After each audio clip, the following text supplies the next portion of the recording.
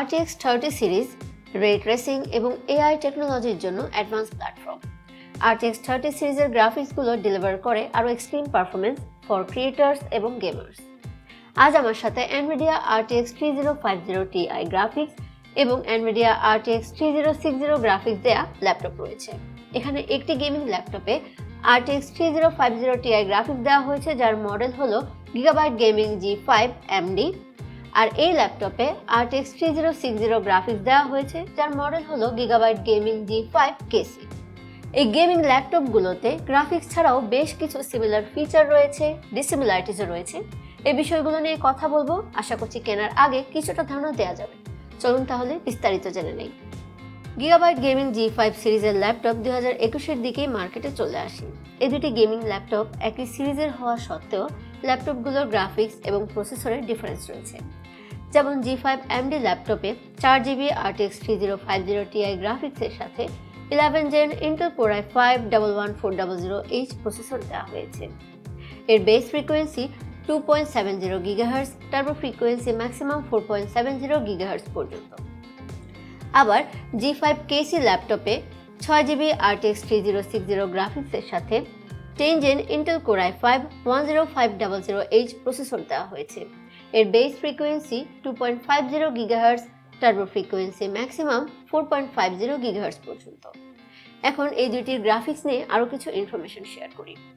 RTX 3060 গ্রাফিক্সের memory clock speed 14000 MHz এবং RTX 3050 Ti গ্রাফিক্সের মেমোরি ক্লক স্পিড 12000 MHz।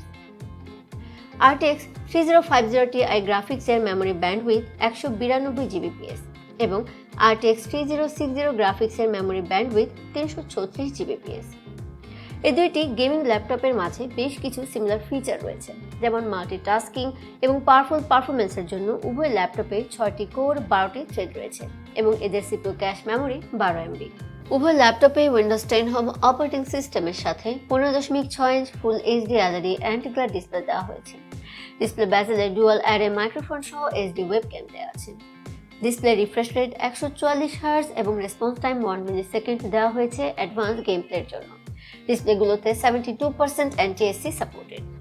এই দুটি গেমিং ল্যাপটপে 3200 MHz এর DDR4 8GB করে টোটাল 16GB RAM দেওয়া হয়েছে, তবে আপগ্রেড করা যাবে 64GB পর্যন্ত। প্রয়োজনীয় প্রোগ্রামস, ফাইল দ্রুত অ্যাক্সেসের জন্য, স্মুথ মাল্টিটাস্কিং এর জন্য 512GB NVMe SSD দেওয়া হয়েছে। পারফেক্ট গেমিং এর জন্য 15 colour supported responsive backlight keyboard দেওয়া হয়েছে এই দুটি গেমিং ল্যাপটপে।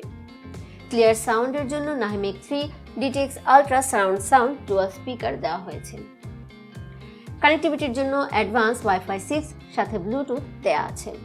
বিভিন্ন ডিভাইস কানেকশনের জন্য IO পোর্টস হিসেবে এখানে উভয় ল্যাপটপেই একটি HDMI পোর্ট, একটি মিনি ডিসপ্লে পোর্ট, 3টি USB পোর্ট, একটি type C USB port, headphone port, microphone port দেওয়া আছে। প্রপার এয়ার ফ্লোয়ের জন্য এখানে উভয় ল্যাপটপের 3 পাশে ভেন্টিলেশন দেওয়া হয়েছে। স্পেশাল ফিচার হিসেবে উইন্ডফোর্স কুলিং সিস্টেম ইউজ করা হয়েছে।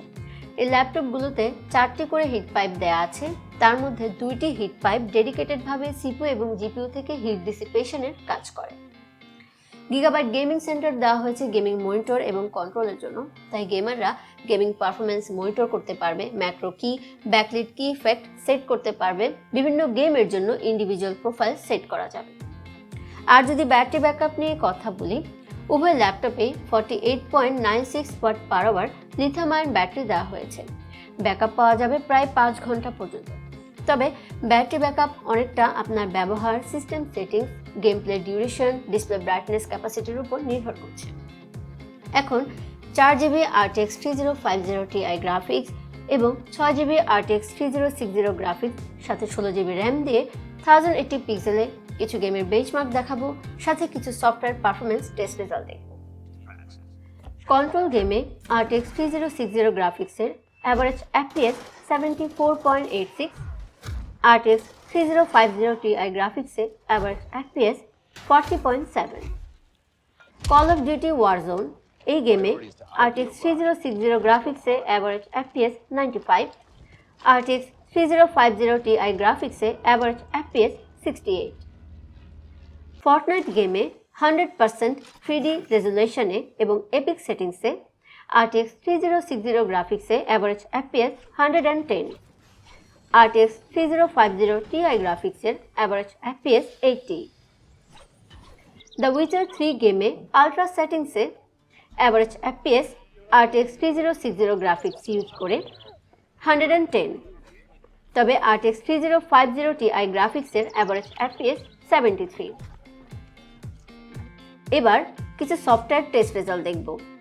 Blender open data benchmark QDA, এখানে ক্লাসরুম টেস্টে RTX 3060 graphics core 132, RTX 3050 Ti graphics core 211, BMW টেস্টে RTX 3060 graphics core 43, RTX 3050 Ti graphics core 72, VRAY benchmark version 5.0.2.0 QDA, এখানে only GPU টেস্টে RTX 3060 score 804, RTX 3050 Ti score 553।